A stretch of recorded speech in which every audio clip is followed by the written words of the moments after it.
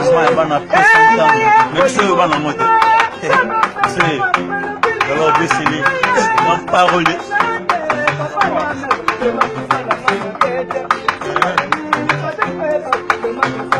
ya kambe na nyonso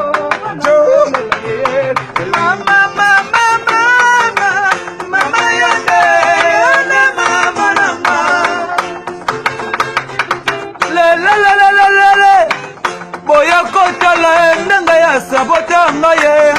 atikanga na mokumba ya bana ye yatambola bisempangi osalina mabe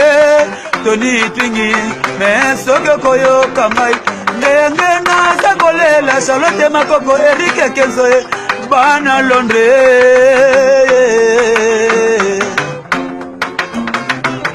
kokende yokendeki ye okanisi kuna yoke inde kokonga oyebi malamu balangwa ya tembo balangwa nelelango ani tina nini nalelalela yoko bosana ngaye tina nini nalelalela yoko wanga ngai nalelilo bolingo nakomi kobanga solo bolingo nayebaki te na bolingo nzoka ezalaka boye mama Charlotte bisoe oya pesa iboime nakomi kobanga nakomi kobanga nanga